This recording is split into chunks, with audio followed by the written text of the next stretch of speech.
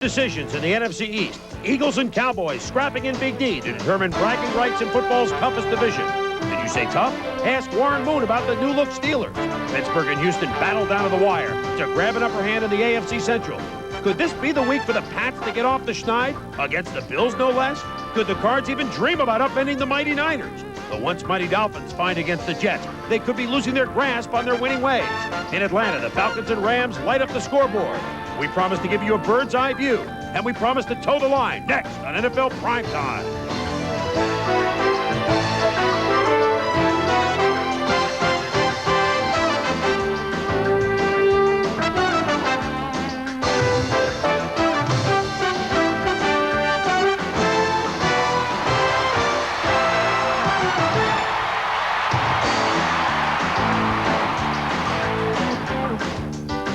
Hello once again, everybody. I'm Chris Berman. Welcome to Week 9 of NFL Primetime. Back for an hour tonight and every night to the rest of the season. And obviously, if it's an hour, I can't do it alone, can I? No. So we've enlisted the help of the loyal compatriots, Tom Jackson, Robin Roberts. A week when some decisions were made in a couple of divisions, and a week when some scores just don't make any sense. That's why we're here. Let's check the late scores first around the NFL. All these are now final. Cincinnati, once every few weeks, they look good, and today was the day. Boomer, 3 touchdown passes. Cincy has beaten Cleveland 5 straight times at Riverfront, handily 30-10 today. The Chargers, for the second time in 3 weeks, have defeated the Indianapolis Colts. Shutout at the Murph, 26-0. The Chargers at 4-4, just a game back now in the AFC West. The shocker of the day, the Phoenix Cardinals at Sun Devil Stadium beat the 49ers 24-14, 3 touchdown passes for Chris Chandler. And the Dallas Cowboys, just a couple of moments ago, Emmitt Smith unleashed on the ground finally against Philadelphia. The Cowboys by 10 over the Eagles, 20-10 to up their mark to 7-1. They've won 11 straight now at home. Let's begin, though, with a game and a rivalry that began many, many a moon ago. The Lions and the Green Bay Packers. Well, Detroit won last week, and although they're only 2-5, this is a division winner from a year ago. You figured they're coming home. They have their security blanket. Remember last year, they won 11 straight over the last couple of years at the Silverdome? Well, if they lost to the Packers today, all of a sudden it would mark 3 straight losses. Which Lions would show up? Well, Kevin Glover, the latest offensive lineman to be hurt, in a cast in his foot. He's out, hurt last week, and the Lions struggle. Tony Bennett leaves Rodney Peete's heart in the middle of the Silverdome. Pernell Dent on the blitz, sacks. Pete 4 sacks today by the Pack. Yeah, and when he wasn't being sacked, he was being pressured as he is here by George Coombs. When Pete did throw, sometimes it was ill-guided. Johnny Holland, he could go all the way, except for a minor detail. You got to bring the football with you. He drops the ball. It is the Packers' ball at the 3. 3 plays later, Harry Sidney from Australia. No, for the Pack. Touchdown, 7-3 Green Bay. First rushing touchdown for Mike Holmgren's Packers all year. 2.5 to go in the second quarter, 10-3 Green Bay. Watch Kelvin Pritchett. He's going to rough Brett Favre. And on a play when they stop Vince Workman short of the first down, the roughing the passer allows the drive to continue. So, Favre, the youngster, takes advantage of it. Goes to Sterling Sharp, the leading receiver that nobody knows, down to the 48 of Detroit. Favre to Sterling Sharp. You can bet the Lions know all about him. An 18-yard pickup. And then Favre to a tight end the Packers expect big things from one day. Jackie Harris. Touchdown. 17-3 Pack.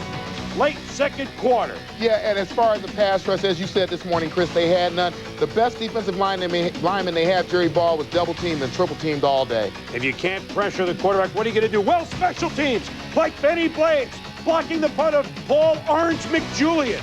He picks it up, it's a touchdown. Special teams play gets the Lions in at 20-13. Yeah, you watch the block there, or non-block on Blades. You see him come free. That's the easiest block he'll ever have of a punt. Jackie Harris caught a touchdown but missed the block. But so, now the Pack need to sustain a drive. Favre to Sharp. Again, Favre to Sharp. Look at him spin and then spin up the field for a key first down. And then Favre to Sharp. Not only is it a first down, it's a touchdown. Sterling was Sterling today. 6 catches for 84 yards. That's a 30-yard touchdown. Brett Favre and the Packers all over the Lions, 27-13. No fluke here. 25-9 in first downs. And Vince Workman, my way back to you, babe, was going to get a rare 100-yard rushing game for the Pack. They took 2 yards away from him on a loss the last couple of plays of the game. But the Packers won, and Brett Favre looked good, Tommy. Well, Brett Favre is an added dimension for this team, Chris. When he shows that mobility outside the pocket, buys times for his receivers, I think that he's the dimension that Mike Holmgren is going to build this team around. And as we said this morning, the Detroit Lions have no pass rush whatsoever, 11 sacks on the year. Yeah, 11 sacks on the year, aren't going to get it done, and a good win for the Packers, and all of a sudden the Lions, what was great last year, is not working this year. So, when we return, we've got more highlights. But first, and I've been told that they did give him the yards back. Workman did get the 100-yard game, ending a long drought for the Pack. Previous 5 games, the whole team averaged 80 yards a game rushing. Today, Vince Workman, my way back to you, babe. 101 yards for the Pack. When we return, the Falcons and the Rams in a wild one. Special teams, Tony Smith returning punts, making the Rams look foolish. Wild one. We'll show you what happened in a moment.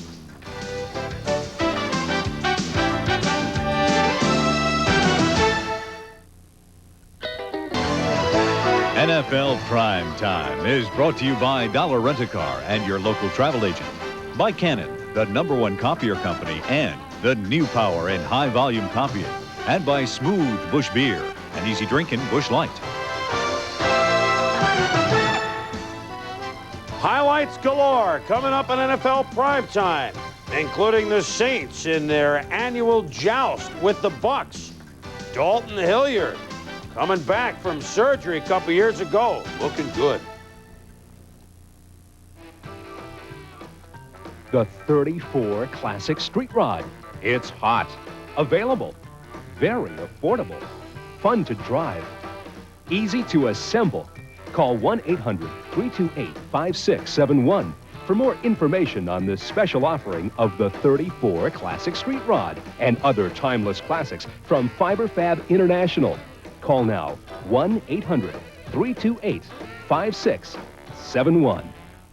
Let's get ready to rumble with boxing bloopers and KOs and ESPN home video.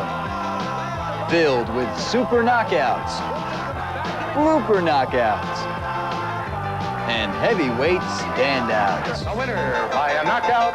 This video is just marvelous. So call now and order boxing bloopers and KOs.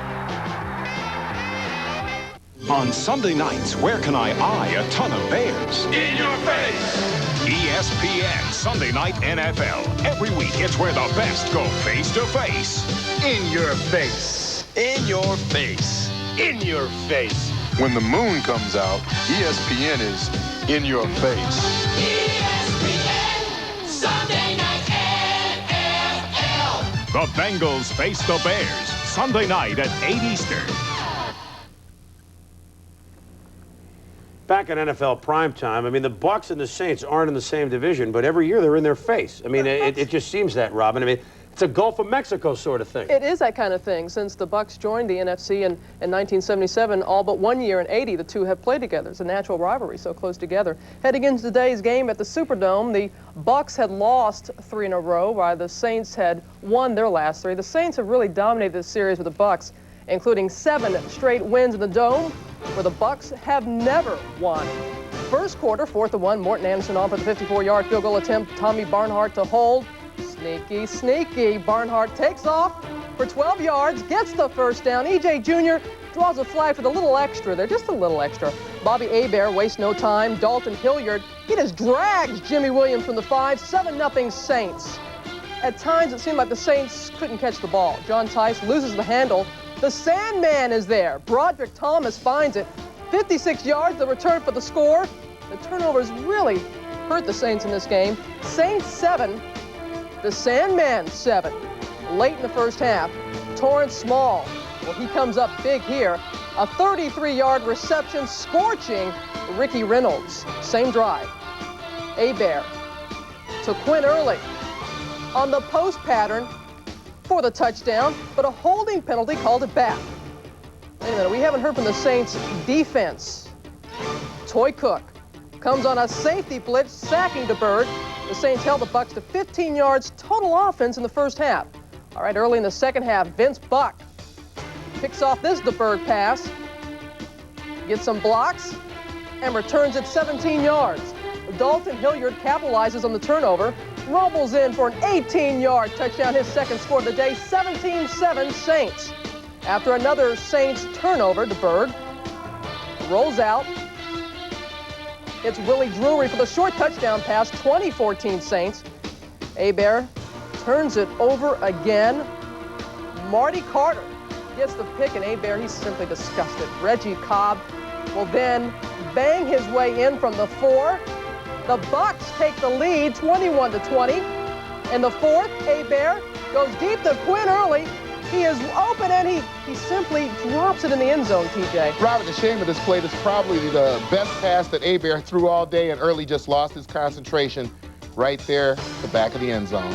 Well, old reliable. Morton Anderson comes on for the game winner, a 50-yard field goal. Mort's 3rd field goal of the day. 23-21 Saints. DeBerg, 49 seconds left. Last drive, 4th and 1. Easy swing out to Courtney Hawkins. He drops the ball, and DeBerg is bumming. Teammates, will they console Hawkins on the sideline? Sam Weiss just comes up short again. Again, the final 23-21. After a fast start, the Bucks have lost 4 of their last 5. The Saints added 3 more sacks to their NFC high total of 28. And Chris, 26 years ago, on November 1st, the Saints were awarded the franchise in New Orleans. Well, maybe they will reward their fans that they're keeping on winning when teams maybe ahead of them in the conference. In the early part of that. That's right. Well, they're on their way, and they like what they saw in the Niners score. That's for sure. Definitely. All right. Well, I'll tell you what. Speaking of that division, Robin, the NFC West, the Atlanta Falcons made the playoffs last year. Kind of like we were talking about with Detroit. This is the time they got to jump back in the race or forget about it. Their first of 3 straight home games. And it's against the Rams. They swept the Rams last year. Glanville's team's 4-1 against Jim Everett. And they had to get started today, did the Atlanta Falcons, if they wanted to see any playoff race at all. Dion not there, but Falcons have other guys that can do the job on kick returns. Tony Smith takes the kickoff. And look at him go. He's got the front wall over the midfield stripe. And the Falcons in business early. 58-yard return. Chris Miller. And the Falcons stay on the ground. Smith returns kicks. He can run for 8 yards. 2 plays later, it's Smith for 9 yards. Atlanta running the football well. The Rams have a terrible rush defense, so why not? Smith for 5 more, and that sets up. Give him the nod. He's done everything else. Tony Smith touchdown. 7-0 Falcons, all 86 yards. Or 83 yards on the first drive for Tony Smith. Jim Everett has looked good the last month. Steps up, but he's hit by Darian Connor at the fumble. And Atlanta falls on it. First play, Miller to Michael Haynes. I like this. You get the turnover, you go deep at the touchdown. 14-0 Falcons. Chuck Knox says, first visit in this dome, I don't like it. But the Rams come back. We're 17-0 now, 17-7. And Everett hits Jeff Chadwick for 18 yards. Cleveland, Gary had a big day. Rumbling for 37 yards. Gary had 144 on the afternoon. Sets up a 2-yard score. Everett to Gary. And Jerry Glanville says, we had a big lead. What are we doing?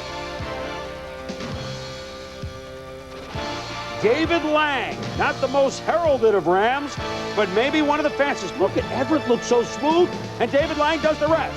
He just could go all the way. 67 yards and touchdown. What speed by David Lang. It's all set up by misdirection here. The offensive line moves left, Everett rolls right, and like you say, very smooth delivery, Chris. This is not the Jim Everett we saw the last couple of years, Tommy. And Lang does a great job running down the field. It's now just a 23-21 Atlanta lead. Rams strike again, 2 more interference calls. Everett to Jim Price. It's right. It's a touchdown. 28-23. Then things get worse for the Falcons. Chris Miller just loses the footing. Looks like an AstroTurf injury. First diagnosis, torn cartilage, deep bone bruise in his left knee. He'll have an arthroscopic exam tomorrow. If the diagnosis is correct, normal recoup time, 4 to 6 weeks. Billy Joe Tolliver, though, they got a good replacement. It's Andre Bad Moon Rising for 10. It's Mike Pritchard for 12. Has all kinds of time back there. Steps up. Good gun to Drew Hill for 23. Fourth quarter. Can Tolliver rally the Falcons? The hit's rising. Who caught 8 for 99 to Michael Haynes. Then from the 13, Tolliver, slant, Haynes, touchdown. 30-28 Atlanta. 6 for 9 on the drive. Billy Joe was a hero. Could Jim Everett be a hero? Last chance saloon. Jeff Chadwick, well, they're out of time anyway. The Falcons, yeah, we'll take it. Bad Moon saw his team kind of get rid of a 17-0 lead. But in the end, the Falcons win at 30-28 with the Monday Nighter at home against the 49ers coming up. So Atlanta wins the game as Tolliver leads him on in relief. Back to the Tampa Bay game for a moment. When Sam I Am had him started at a 3-1 pace, it was defense that did the job. They allowed only 15 points a game. But when you double that and allow an average of 29 points a game, you're not going to win many. And in the Bucs case, you aren't going to win any. That's why they're now at 3-5. When we return, where have they been all year? Well, I'll tell you what, a youngster like Johnny Mitchell, you put him in the Jets arsenal, and all of a sudden they look like a playoff team, much to the chagrin of the Miami Dolphins. I'm paid to buy the high volume. Primetime highlights a lot of the big games, including the Niners upset and that Dallas-Philadelphia game coming right up. The Dolphins and the Jets. You know, the last time the Jets looked good in the regular season was at the end of last year when they won in overtime at Miami to forge their way into the playoffs. Now, it took another sighting of the Miami Dolphins to allow the Jets, at least for just one afternoon, to regain that playoff look. Ken O'Brien subbing for the injured Browning Nagel, and he's had great success against the Dolphins over the year. He's never had Johnny Mitchell before, and the Dolphins said, whoa, we can't tackle this rookie.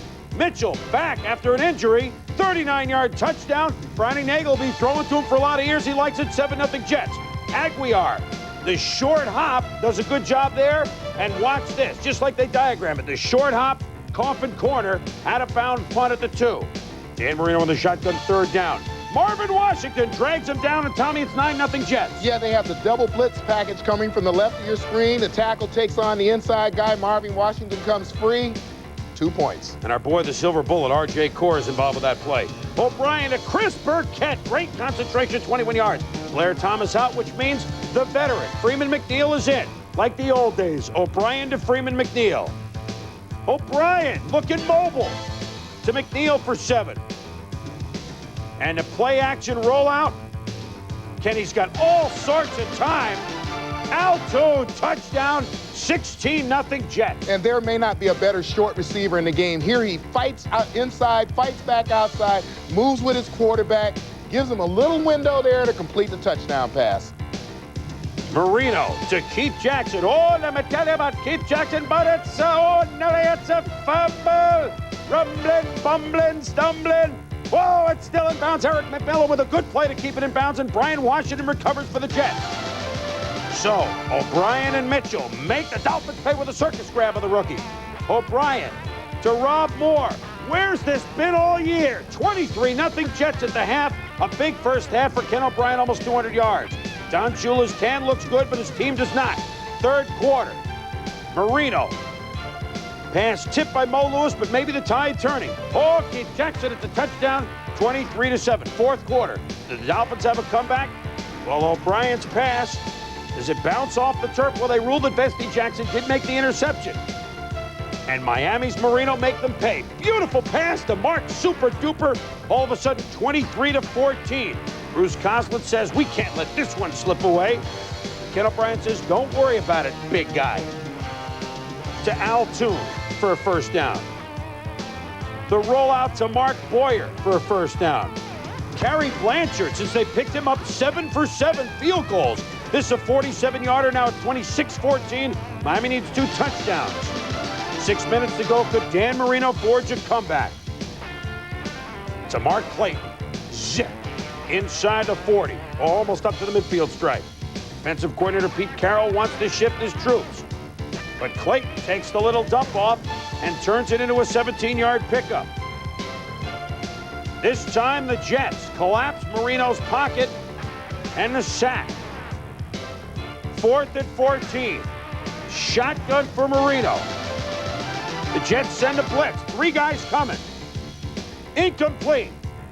Marino and the Dolphins come away empty-handed. The Jets coaching staff and players rejoice. A close call Monday night loss to the Bills and an impressive win over the Dolphins, 26-14. Miami has now lost 2 games in a row. And afterwards, Marino says, you know, you just can't show up and expect to win all the time.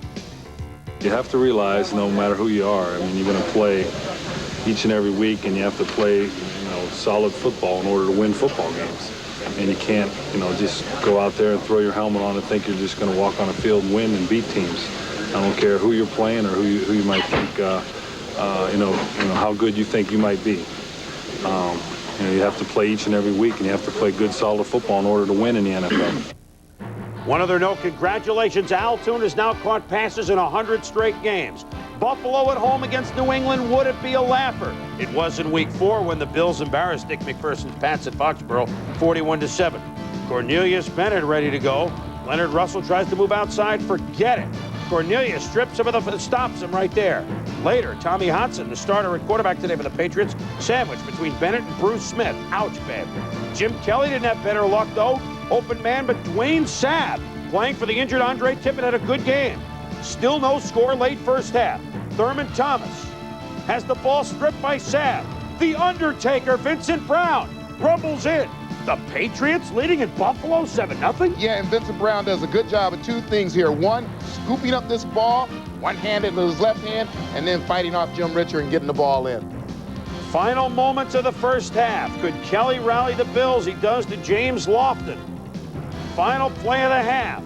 The old Hail Mary. And can you believe the Patriots lead it 7-0 at the half? Thurman Thomas a badly bruised elbow, so Kenneth Davis getting the action at running back, and Kelly to tight end Pete Metzelaars, his 4th TD of the year, tied at 7. Sean McCarthy can't handle the punt, falls on it, safety.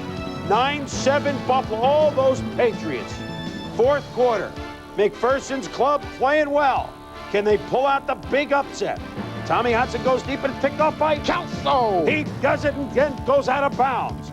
Bills driving. But boy, when Jim Kelly looked off, he looked off. Yeah, he had good numbers, but his passes were just wavering in the wind. All Tommy Hodson has to do is fall down here, and they kick a field goal to go ahead 10-9, but it's a fumble. Jeff Wright recovers as Bennett makes the play. And that sets up Kelly to Lofton. So quickly the Patriots could have had the lead, but instead they trail 16-7. Here are those numbers you talked about, Tommy, but Jimbo will be the first to tell you, through a couple of bad balls. Hodson, Irving Fryer slicing through the Buffalo defense for 17 yards. Hodson drops back. Henry Jones has 6 picks and another day for the Birds for the Pats. 8 games now, all of them L's. This one a tough one. They played well. Buffalo beats them by the count of 16-7. And with Miami's loss, that means even despite the impressive win, Buffalo now tied with Miami for first in the AFC East at 6-2. Let's go back to the Jets-Miami game because, it would be a heck of a run for the Jets to even think about getting in the playoff hunt. But, with Kenny O'Brien there, the reason he's done so well in the past against Miami, Tommy, the Jets are able to protect for him. When he has time, he's got a lot of weapons. It was the same today. Yeah, and we often talk about one team having the number of another team. This is a case of a quarterback who has the number of another team. If they give him protection, he's always successful as long as he doesn't have to be mobile. And I think also contributing to that, as Johnny Mitchell gets into this lineup and matures as a receiver, he's going to be used to put pressure on the inside of the defense. And you saw O'Brien throwing the ball to everybody today. But he started it off with Mitchell. Yeah, he did, and he feels good against the Dolphins, and maybe the Jets can get back going because they finally look like the team that they were, and Miami doesn't look like the team that they were, and say it's a weird year. There are no front runners. That's a later discussion. When we return, plenty to show you from the late games, but first, Buffalo. Yeah, I know they're 6-2. Remember they rolled everybody the first 4 games of the year, averaging 38 points a game and over 430 yards a game. Last 4 games, the offense down 80 yards, and the points, where have they gone? Buffalo hosts the Steelers next week. The Steelers had their hands full this week with the Houston Oilers in a game that would determine who the leader was in the AFC Central. We'll show you what happened at Three Rivers in just a moment. Upon a time, Bum Phillips, when he was head coach of the Houston Oilers, late 70s, used to say, the road to the Super Bowl goes through Pittsburgh. Well, I don't know that Jack Pardee and the Oilers thought that that would be the case in '92, but all of a sudden that is the case as the Oilers and Steelers tangle the Three Rivers for supremacy in the AFC Central. Intensity, yeah, this goes back to those old steel curtain bum days. And tough D, Hardy Nickerson bats it down. Yeah, very complicated defensive schemes today by the Pittsburgh Steelers. Here you watch the blitz by the linebackers coming up the middle of the field, and then watch the two ends. After the linebackers get into the line, the ends take a couple of steps forward, drop back into coverage. That's pretty difficult for Moon to read. Takes that little extra second, he gets the pass batted down. On offense, Barry Foster, leading rusher in the NFL after 8 games, had 747 yards. And yes, he is a jumbo jet. Here's an 18-yard pickup today. In the second quarter, Houston leading 6-0. Foster erases that in a hurry. 1-yard run, 7-6 Steelers. Darren Perry, the rookie, with a big hit on Leonard Harris, 7-6 at the half. Warren Moon nailed by Rod Woodson after a pass in the third quarter, had to leave the game with a concussion. Yeah, you watch the double blitz here by the safety at the bottom of the screen and Rod Woodson in the corner at the top. Down at the bottom of the screen, they get it blocked. The back does not spot Woodson, and it's see you, wouldn't want to be you. But in the game is Cody Carlson, the commander, whose performance in the last game of the '90s season knocked the Steelers out of first place and out of the playoffs. Could he do the same thing to him? Well, he has Lorenzo White for just a 4-yard run. A lot of confusion there, but things would get better. The commander to Low White for 10 yards and a first down. The commander to Haywood Jeffries. And Chris, you see the same blitz here.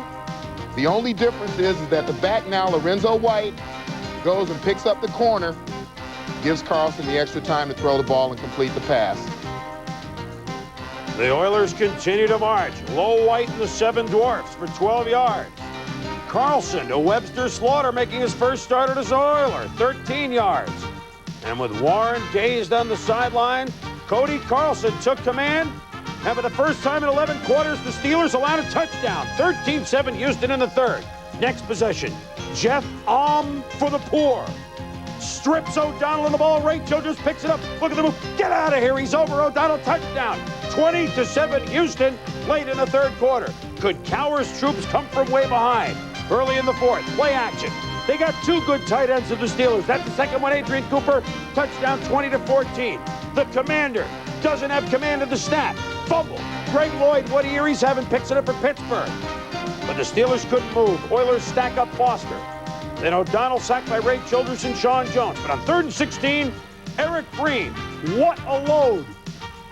Rumbling, bumbling, stumbling, 24 yards and a first down. They go to 1 tight end for 1 touchdown.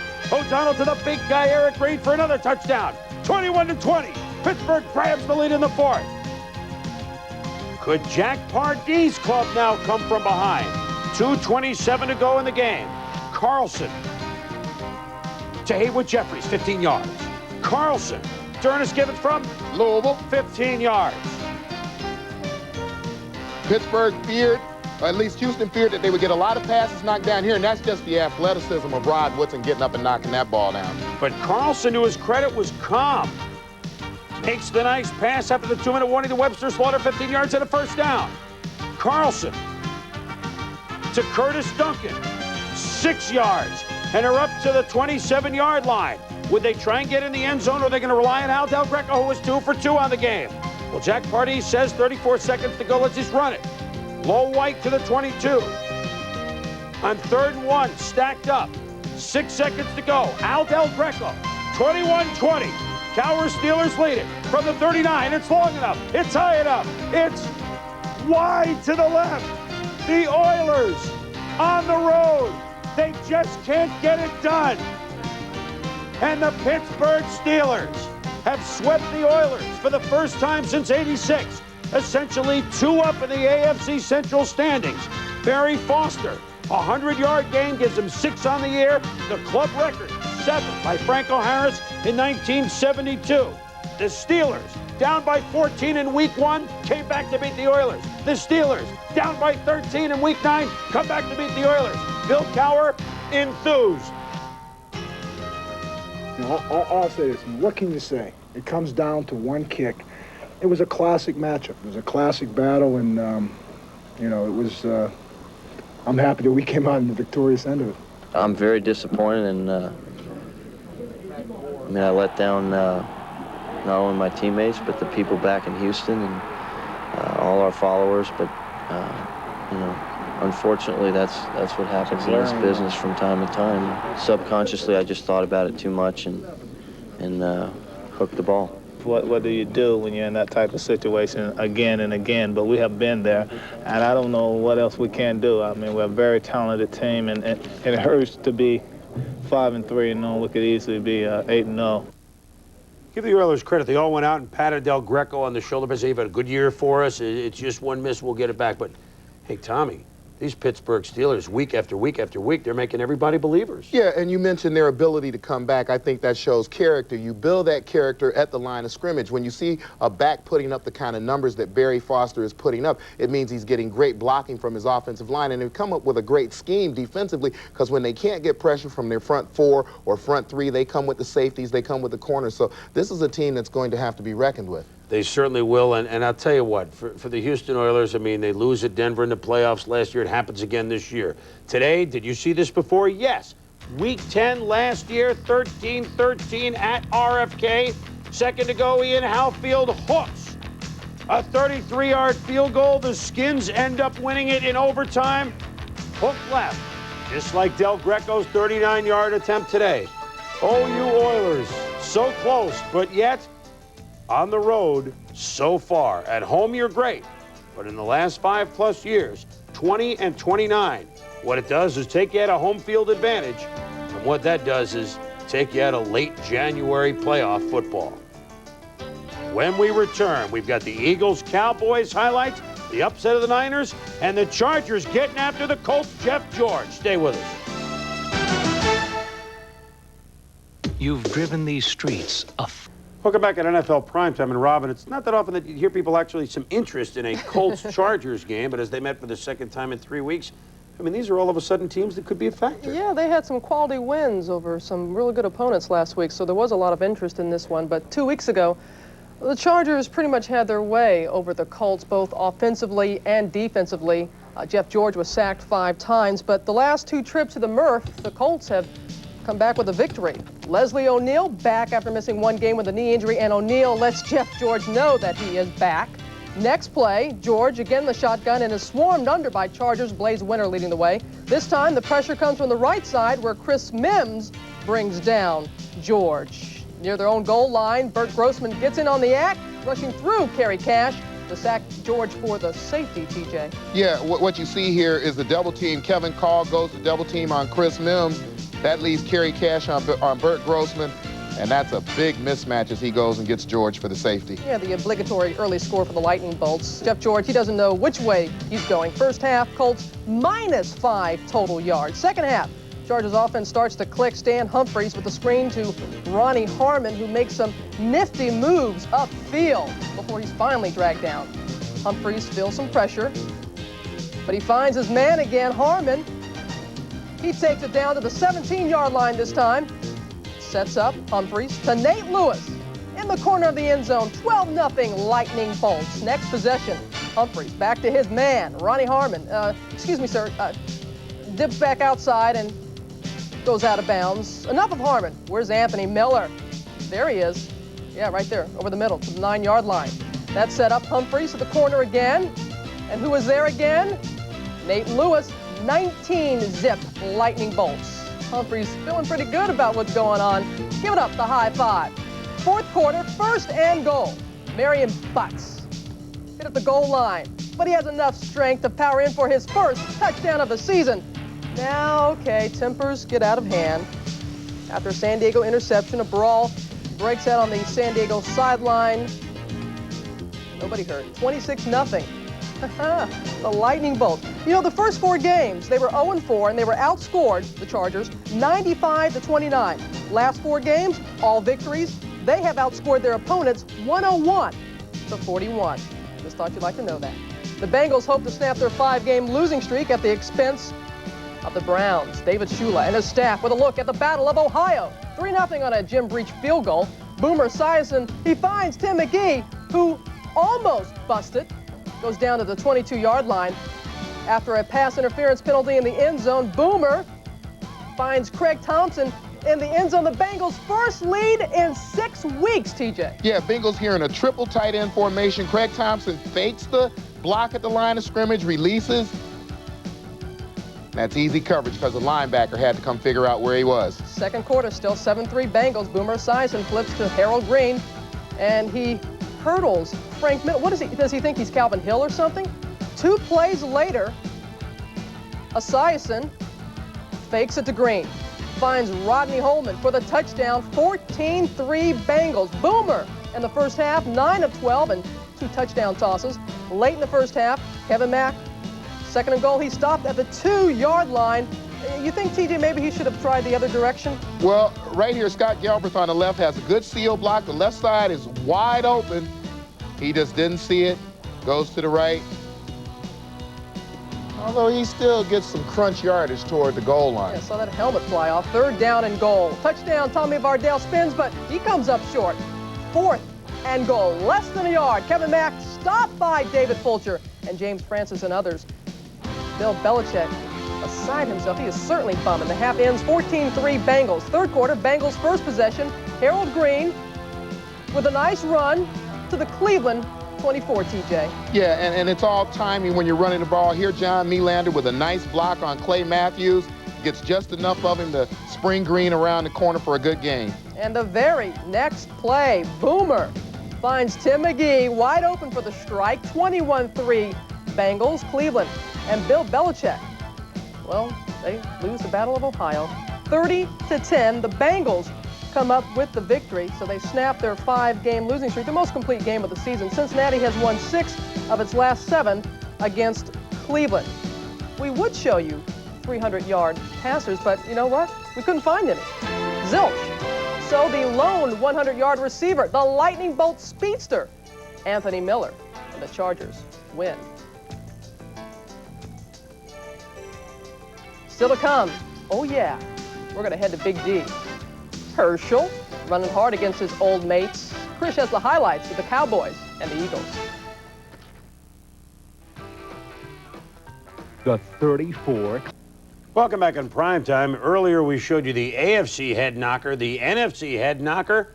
5-2 Philadelphia at 6-1 Dallas. The Cowboys had won 10 straight at home. In fact, the last loss in the stadium with the hole in the roof was to Philadelphia last September, a year ago. Could the Eagles do it to the Cowboys again? Well, Randall Cunningham tried to get the offense going, but in the first quarter, Larry Brown, the great coach at Kansas, now quarterback for the Dallas Cowboys, makes the interception. And a 30-yard return has the Cowboys in business. Randall trying to scramble. He's nailed by Larry Brown. Then Randall runs into old friend Jim Jeffcoat, or vice versa, I should say.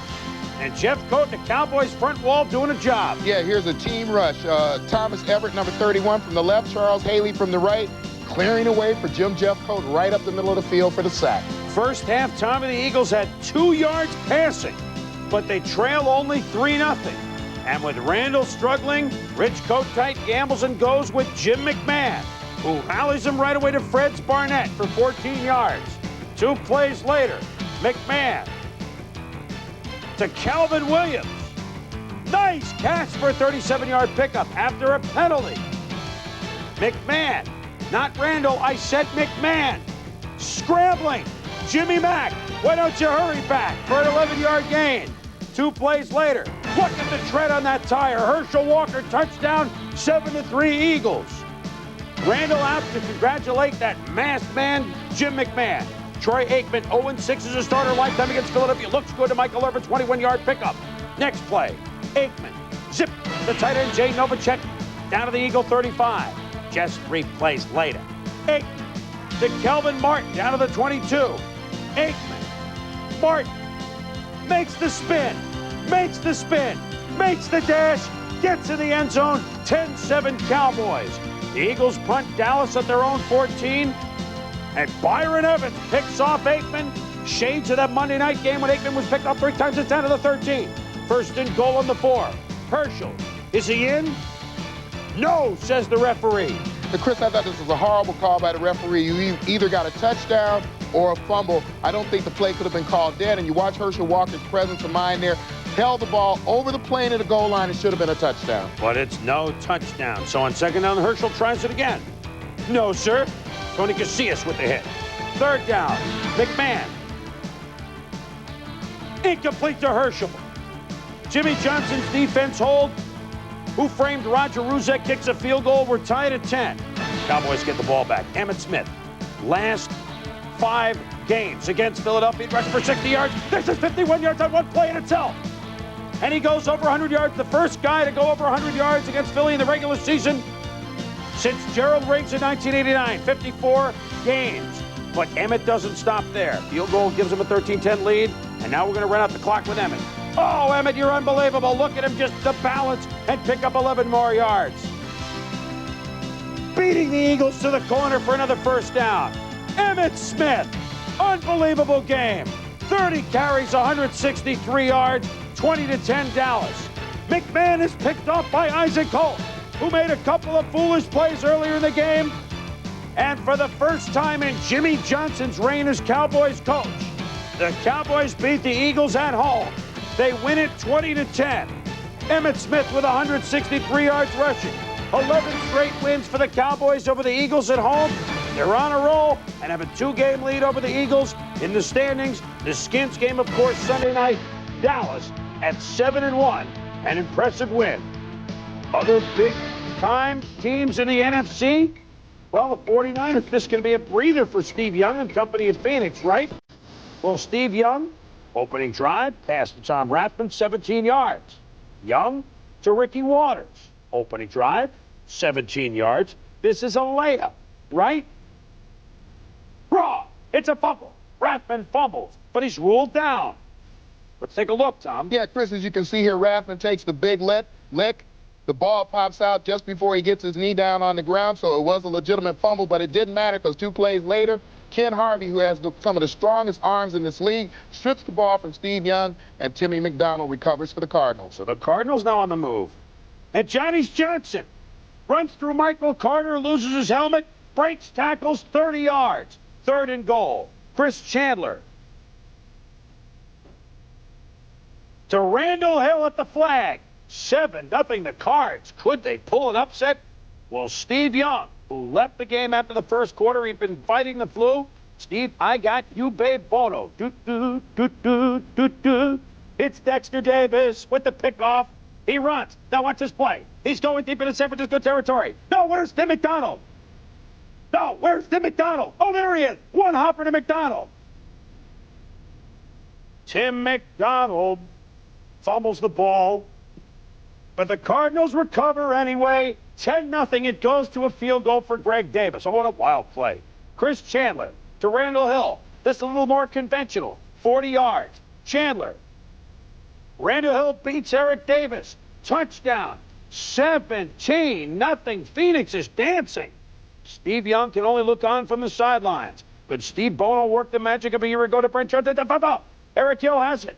But no, he's stripped of the ball by Mike Sherrard. And he could go all the way.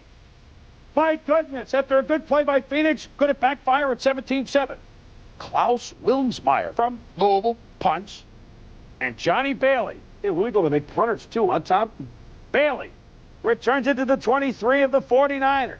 Next play, Chris Chandler to Ricky Prohl Shampoo. 23-yard touchdown. Eric Davis torched again. 3 touchdown passes for Chandler. The Niners can't believe what's hit them in Phoenix. They're stunned. The Cards deck the Niners. 24-14. Fritz Shermer, defensive coordinator, has always done a good job. He used to be with the Rams against the Niners. And the Phoenix Cardinals, I mean, they have 2 wins this year. They beat Washington.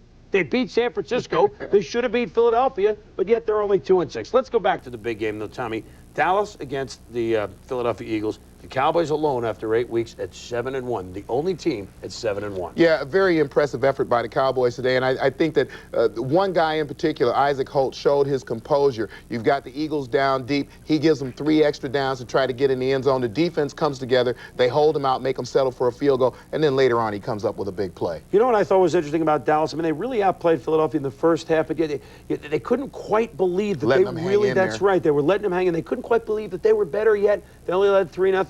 They were better on this day. Now they got to go out and get themselves a field goal kicker, and they'll have just about everything, that's for sure. When we return, we've got more to show you, including primetime players.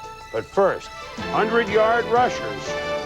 And at the head of the honor roll, Emmitt Smith. Nobody larger than Emmitt today. His 163 yards, the reason the Cowboys doused the Eagles. Cleveland Gary, a big game and a loss. Marion Butts for the Lightning Bolts with 120 yards.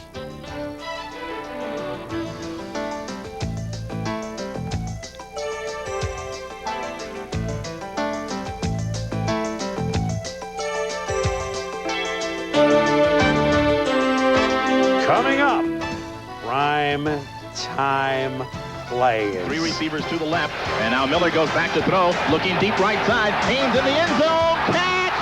Touchdown! One of these engines was filled with... Some of the streaks aren't great. I mean, the Rams, they're getting close. They're really getting close, but 13 straight losses against divisional foes. Reggie Cobb's been scoring touchdowns where the Bucs have been losing. And oh, those P-men. Today they were close, but their 9th straight loss, this one against the Bills. Week 9, there were some serious prime-time plays. 3 receivers to the left, and now Miller goes back to throw, looking deep right side. Haynes in the end zone. Catch! Touchdown! Traffic is A-Bear. He throws it over the middle. It is picked off by Broderick Thomas to the 45, to the 40, to the 30-yard line, to the 30, to the 25, to the 20, 15, to the 10, 5, touchdown Tampa Bay. Broderick Thomas' second interception of the day. Kelly yelling out to his terminal receivers, drops back, wants to throw a quick pass into the end zone. Touchdown! It is James Lofton. He got him in the end zone 8 yards deep. James Lofton. Del Greco, the kicker. Woodson lined up on the right side. The snap, the spot, the kick is up. It is no good! No good! 1 second left. It veered to the left. Now Bono drops back to throw, goes across the middle to Jones. He's down, he fumbles the ball. He was already down, I believe, but then it's picked up by Gerard. 20, 15, 10, 5, touchdown 49ers. Morton in motion. Aikman looks that way, fires, completes it to Morton. Breaking tackles, running away from people, in for the touchdown. Here's second down. Aikman back to throw. Block from Smith. Throws it right. Johnston caught it at the 10. Breaks away to the goal. Touchdown, Moose! Touchdown, Moose! Oh, it's a Moose down.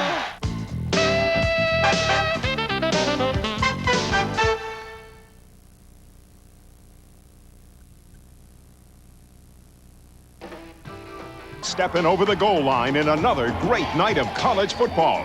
Iowa State meets Kansas State Thursday night.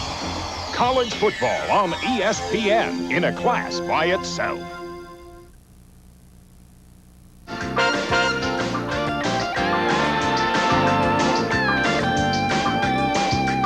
NFL Primetime has been brought to you by Castrol Syntec, the new synthetic oil that protects in ways other oils can't. And by Nintendo.